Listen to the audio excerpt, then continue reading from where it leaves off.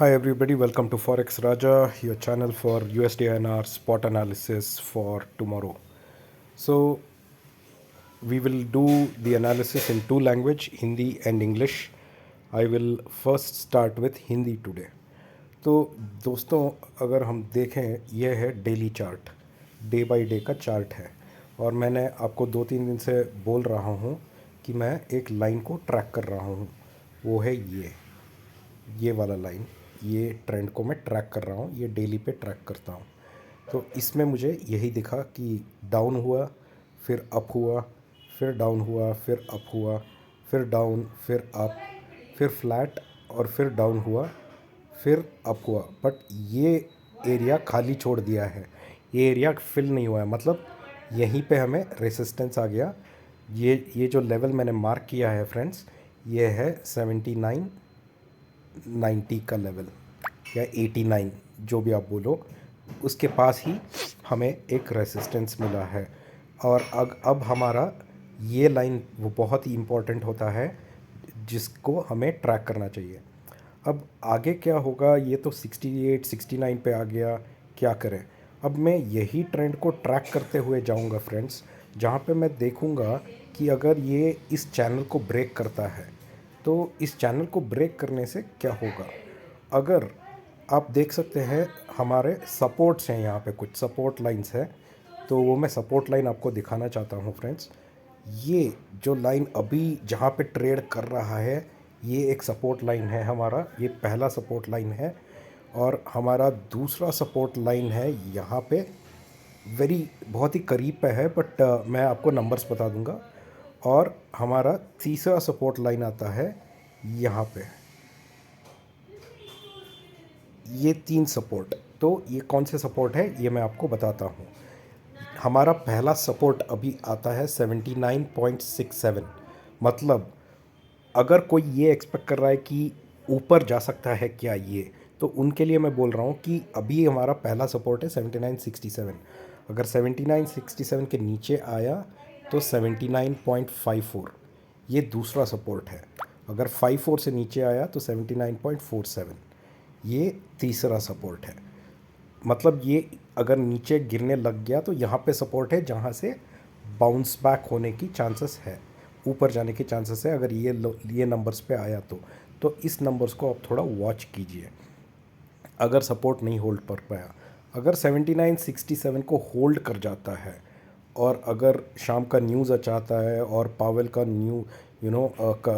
क्या बोलते हैं, स्पीच अच्छा रहता है, जिसमें वो अगर इन्फ्लेशन को टेम करने के लिए अगर वो इंटरेस्ट रेट्स के बारे में कुछ एग्रेसिवली बात करेंगे, तो वापस हमारा चैनल ये अगर ऊपर चलने गया तो हमारा पहला रेसिस्टेंस जो होगा वो इधर आएगा।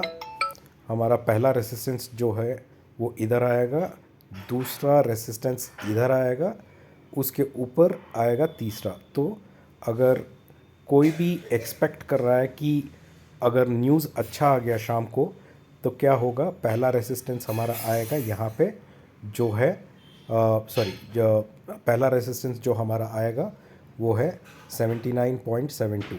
अगर 79.72 को हम क्रॉस कर लिया तो दूसरा रेसिस्टेंस आएगा 79.83 पे।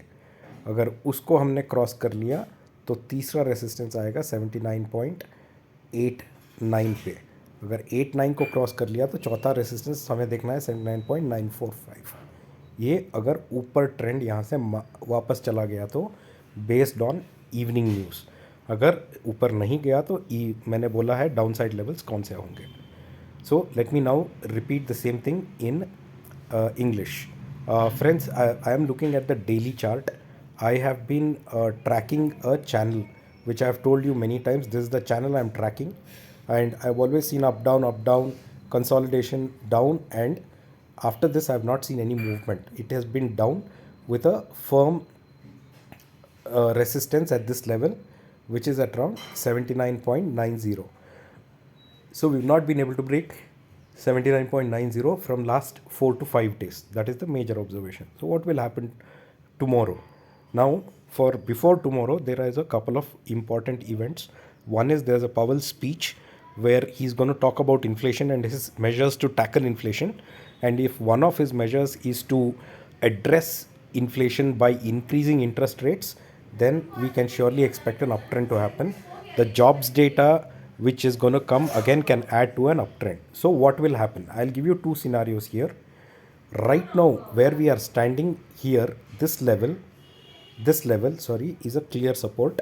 First support is 79.67. If 79.67 holds, then it might go up. If it is not holding, the next support is at 79.54. That means from 67 directly it will fall to come near 54. If 54 is also not holding, then the next support is here, which is 79.47. So this is the downside I can see. If 6-7 breaks and goes further down, these are the supports which from where bouncers have taken back, hence they become support, and this is what I am seeing right from a historical data of 1 month.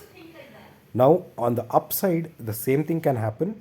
If 79.67 holds, the first resistance will be 79.72. The next resistance will be here at 79.83, and then the next resistance will come at 79.90. If we are able to cross 90 on the upside, then 79.94 comes. So our opening, if it is above 79.67 and above tomorrow, then you can expect some uptrend. But if 6-7 breaks, then it will all go down. So let's see how the opening goes tomorrow. Remember some of these important supports and resistances which will help you to take the right trading decision tomorrow on the sell side or on the buy side. All right, thank you so much, friends. Take care. Bye.